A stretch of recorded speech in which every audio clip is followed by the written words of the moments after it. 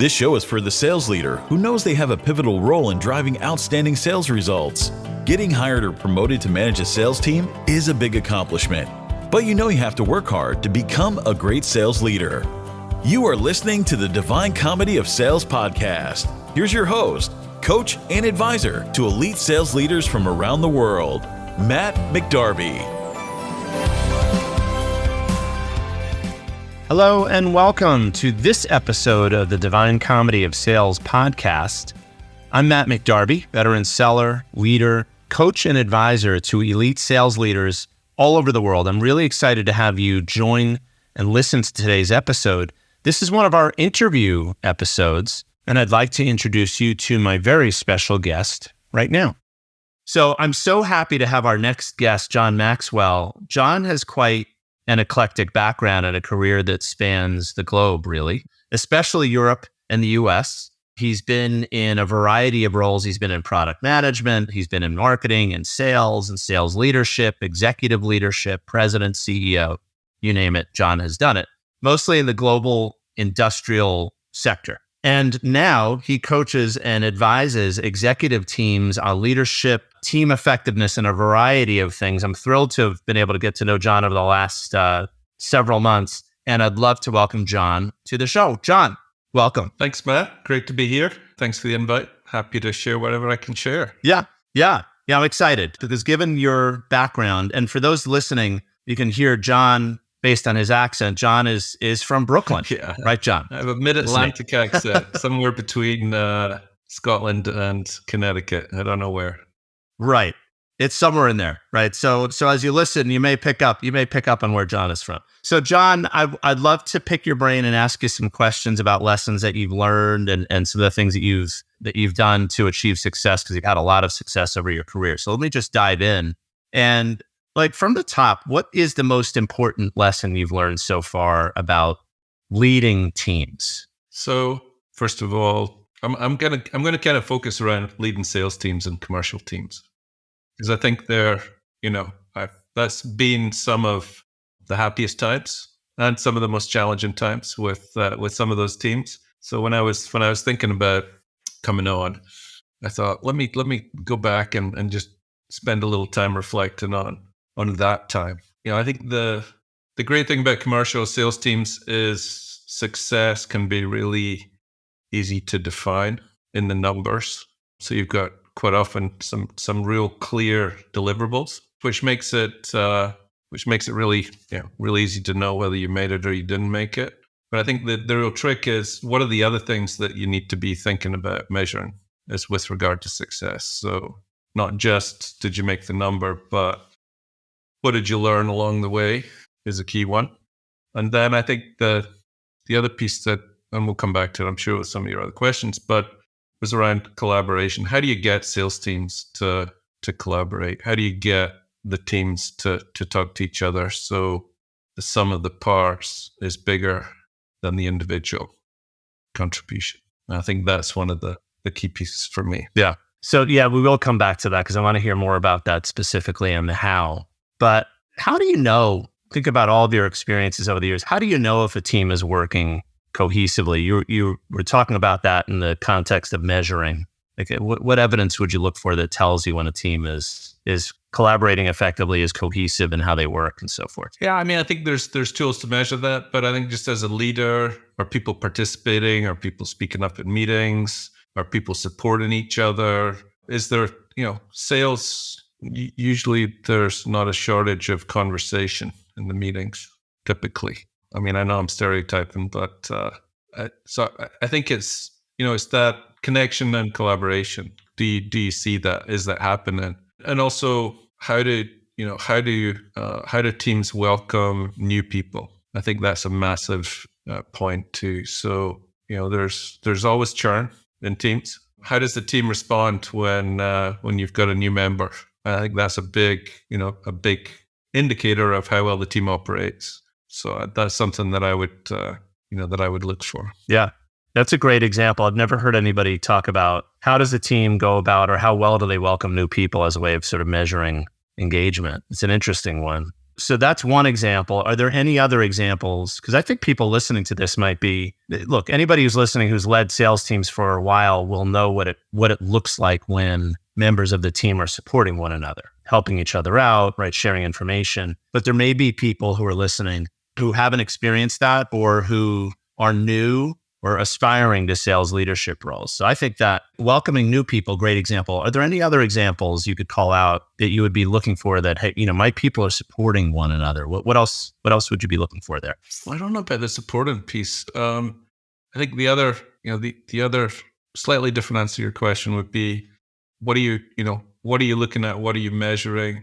I think get in the mindset of measuring input versus output in sales teams can be a really key aspect. So that can be the amount of outreach, that can be the number of calls, that can be a number of visits, that can be lots of different things there that you can measure. And I think it's easy to get fixated on the output. And as a sales leader, I think your challenge as a sales leader is to keep people focused and grounded in the inputs. So in the things that you can control, right? Yeah. So how do you identify those? How do you measure those? How do you make them more important? And how do you make clear that, there's always a time lag between input and output, right?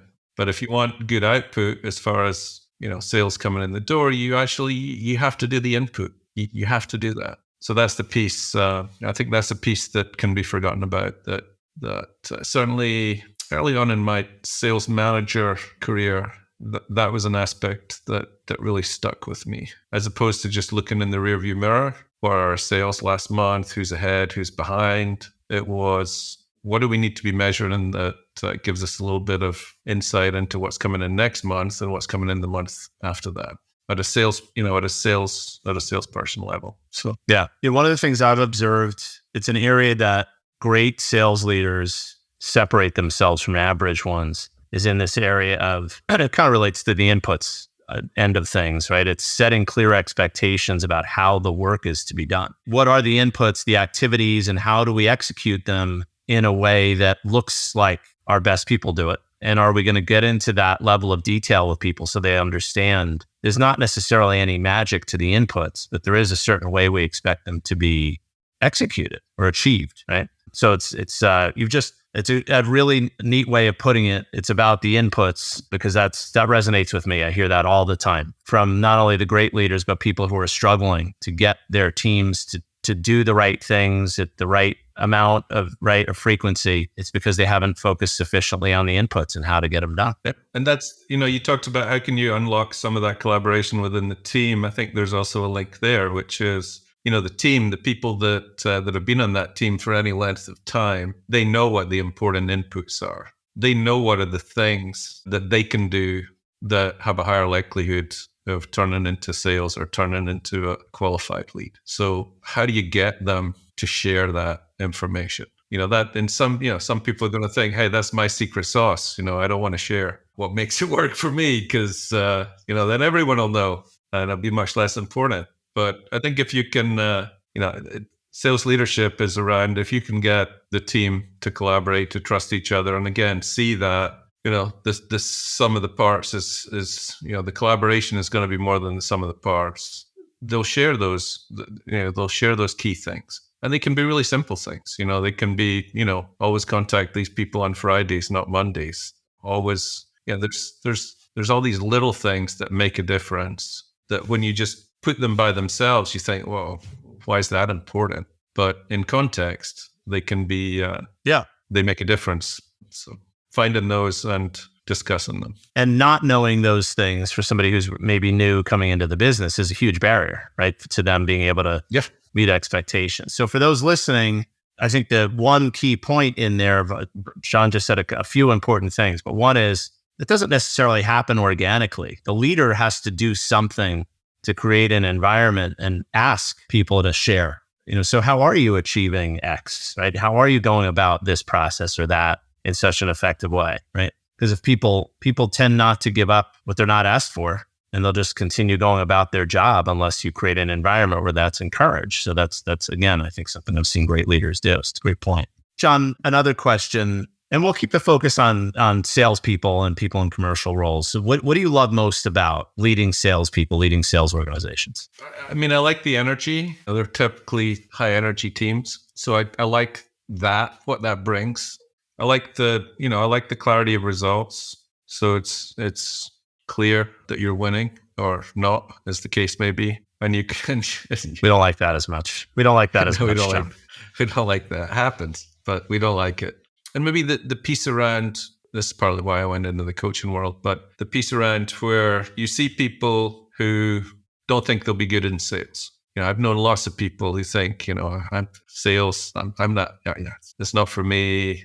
That's not who I am. I don't work that way. But then for one reason or another, they end up in a sales team and they're fantastic. So I guess I really enjoyed seeing people who maybe think, or maybe thought sales wasn't the place for them, or commercial wasn't the place for them. And then quite quickly, as the picture fills in what the commercial role is, it's not just calling or emailing all the time and asking for orders. Yes. There's an awful lot more to it than that. And then those people start to thrive. So seeing people be successful that maybe didn't think they were going to be successful originally is, that's something that I appreciated. Yeah. No, I can certainly relate to that. You said you like one of the things you like is the high energy. Why? What is it about? I mean, I think that's more just that's a personal thing. I mean, that's just kind of who I am. I like that. I like a bit of the banter. I like a bit of the humor. I like the fact that there is a bit of competition in there. You can tease each other about what's happening, what's going on. I think that's inevitable, and I don't know. Maybe that's a generational thing too. Maybe I'm just old, and that's that's what I liked at the time. Maybe that's not relevant today. I'm not totally sure. But for me, I enjoyed that. It was it gave me energy. But that's a personal thing. That was what worked for me. Yeah. I don't know that that's changed, John. I think that that's, I'll let our audience decide here, but and I remain highly engaged with sales teams, and many of them quite a bit younger than me. But no, I think people still feed off that competitive energy and it's fun. You find that more in sales organizations that are succeeding than you do in organizations that are not. But I think there's always that sort of high level of energy. So I think it's and it's a game, right? I mean, there's something about it it's a little bit of a game. It's a little bit of how are we going to win? How are we going to get this done? So I think that and it's a game where the rules aren't always clear, and the players in the game don't always tell the truth, or don't always tell everything, or don't always disclose everything that's going on. That's all part of the game. So I think I always find that interesting. Yeah. As to how do you figure that out? I always laughed when sales guy would come back and they're like, oh, the person told me this, and this is absolute. I'm like, okay, great. Do you believe that? Right. Of course I believe it. Okay, not so sure. Well, you also mentioned it's this is the closest thing. Some of us have reached that age where we don't have as many physically competitive pursuits as we might have. But I think this is about as close to competitive sports as it gets, or competitive anything, competitive piano playing or the arts or athletics, that if you don't have an outlet like that, I think this is what we do in selling, especially when we're in a competitive environment, is very similar, right? There's preparation, there's nerves, there's butterflies, there's winning, there's losing, there's, working as a team. Driving great sales results is hard. Doing it consistently is even harder. There are so many obstacles that can prevent you from becoming the most effective sales leader you can be. Find practical advice you can apply right away by picking up your copy of Matt's book, The Divine Comedy of Sales, at www.divinecomedyofsales.com. So, we were talking, sort of joking about what it's like to be in an environment, not that either of us would know, of course, John, but an environment where people aren't succeeding. But there is a challenging side to the role, to leading the sales function. So what have you found to be the most challenging part of leading salespeople, and what have you done about it? That's a good question. Well, I think there's two aspects to leading salespeople that I find tricky. One, and I'll start with the one that's maybe the less obvious one. So, and that is the star of the show, basically. You've got someone who always has great results, but they behave badly, they don't collaborate, but that kind of behavior is being tolerated just because they've always delivered. And I think dealing with those situations can be quite tricky, because sometimes, the person is great at their job, but sometimes they're also in the right place. They happen to be located in a market that's booming. They happen to be, just in the right place at the right time. So, how do you have those conversations and get those people to feel like, just to take a step back, to recognize there's the value in the rest of the team. It's not just about them. I think those can be tricky situations where you're dealing with ego and all the rest of that good stuff. And you don't want to give up the results, right? This person's putting up numbers and you're like, heaven forbid they leave. Right? I think that's part of you can tell I've lived through that, by the way, because I've had that situation. Right? That is part of the dilemma, right? How do you do that? And I think it's, it is a little bit of a game of chicken to some extent. And as the leader, I think you have to be willing to sit down and have some of those tougher conversations that says, look, this is some things are non-negotiable.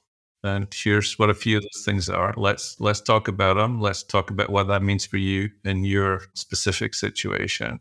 And have those behavioral conversations that maybe they're not used to, because all they've ever had is results conversations, which is great job on the result. Don't really care how you got there. Fantastic. And, there's a pile of damage left behind them, either in the organization or out of the organization. So I think being able to have those behavioral conversations, and that is not something that sales managers, I think, are necessarily comfortable with, necessarily equipped for sometimes, because it is a high risk. It's, if you're talking to a super high performer, then this is a high risk situation, and you don't want to muck it up. Right. This sort of connects with something we were talking about earlier when we were talking about inputs, expectations, and how you do the job. That if you don't go to the lengths of defining what good behavior looks like in this environment, which includes how you treat people, which includes following policy, which includes not crossing the line and, intentionally breaking rules, right? If you don't do that early, it makes these kinds of conversations that much more difficult, doesn't it? I think that, it definitely does. And I think the other thing is situations never remain the same. So at some point it's going to change. That star performer is their big account's going to move from one place to another. Someone's going to change in the organization. And I think it's opening their eyes to that can happen. And the fact that there's a need to be part of the team, there's a need to not just be part of the team, but also understand that there's more parts to being successful than just the sales right in front of the client. There's the customer service stuff, there's the product stuff, there's the operations stuff, there's all the other things that impact whether that client is going to be happy with what they get at the end of the day. And the salesperson's really just kind of tip of the spear, And are they enabling or disabling the team to deliver the results and success, right? Yeah. Funny how being a tough person to work with, but delivering results does tend to sort of, I would say in my experience, at least there's a correlation between those people. If not willing to follow process, not willing to work effectively with teammates, that usually does have impact on customers at some point, right? It's in some way, at some point, it's going to bite them in the backside. Yeah. And I mean, some of the other archetypes that I've, managed and been on teams are the ones that are maybe more creative. So they're on the other side. They're really innovative. They're really creative. They always want to sell the stuff that we don't make already, or we're going to be making in 3 years. They have great relationships with all the people internally, but the numbers are just not where they need to be. So how do you take all that energy that they're putting into innovation and all that curiosity, and how do you get it back to, actually some of those really boring inputs? You got to spend some time on that too, because that's how you get your output at the end of the day. Well, it's also that example. It's a great one because, again, I've lived through that. I've seen that as well, right? So you're talking about some kind of common archetypes or challenges on a team. And it's hard to create boundaries and focus for people like the example that you're offering. It's like they've got so much boundless energy and they really are thinking about the future. But you're like, yeah, but we do this. Right. And if we try to do anything other than this right now, going back to the point you were making earlier, like we can't be successful for our clients. We can't deliver results. So tough because in both cases, you're sort of dousing in one, you're dousing someone's enthusiasm and their creativity, and they won't like that.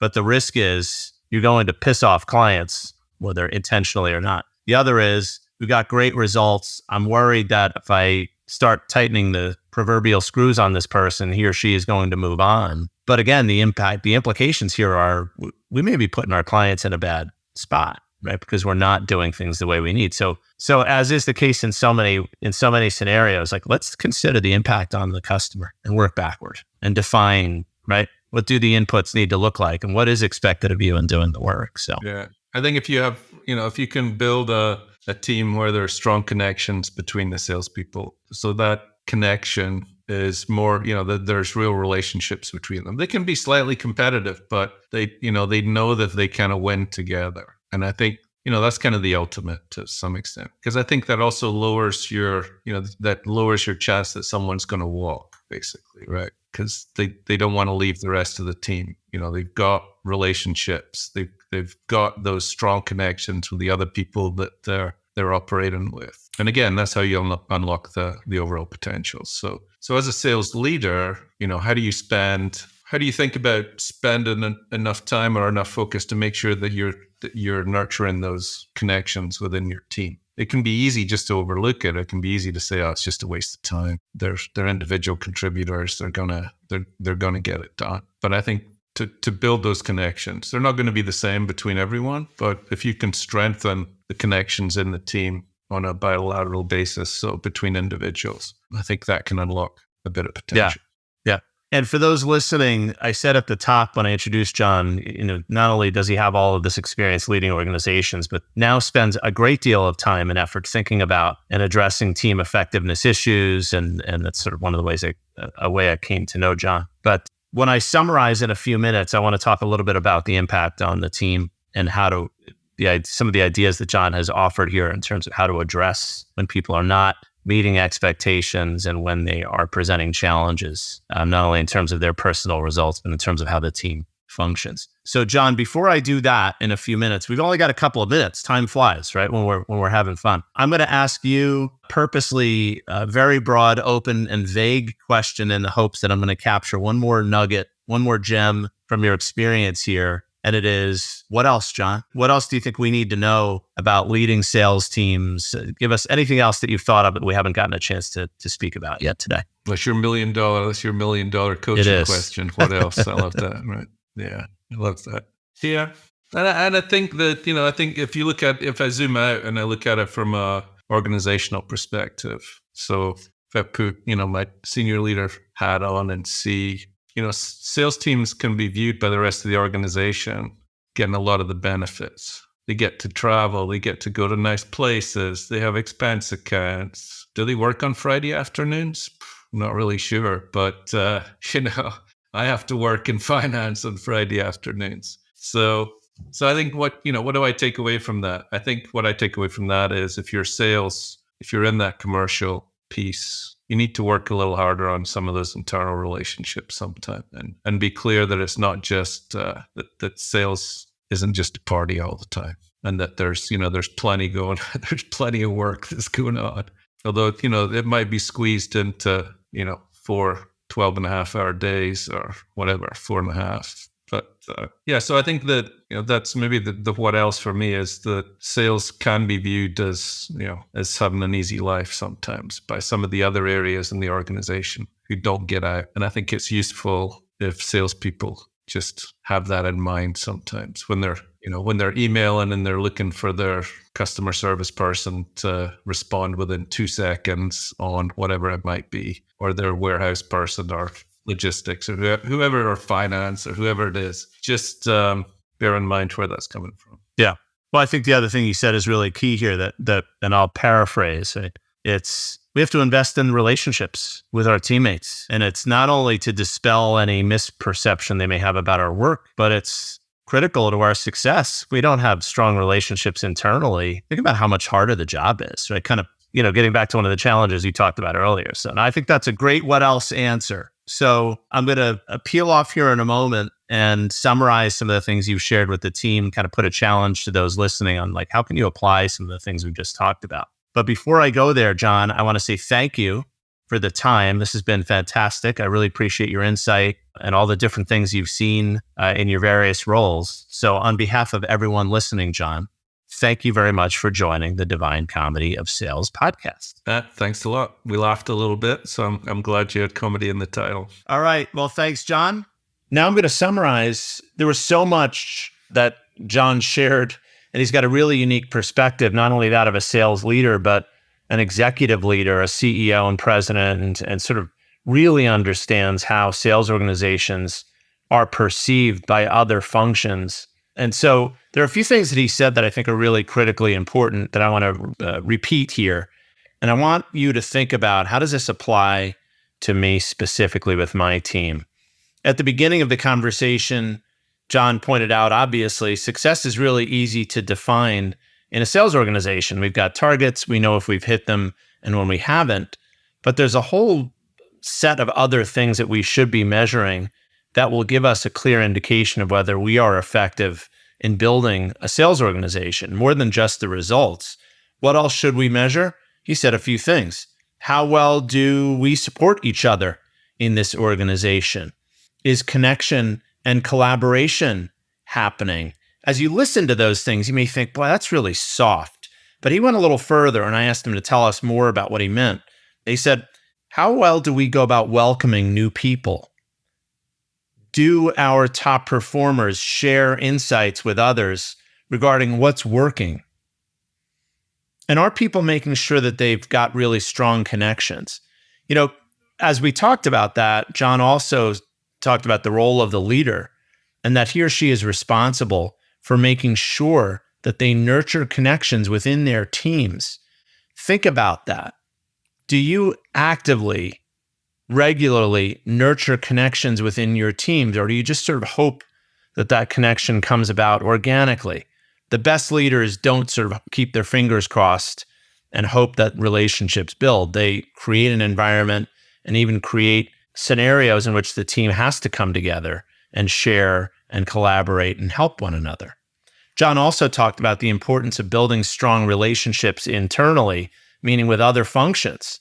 The sales function is badly misunderstood by many people that support us.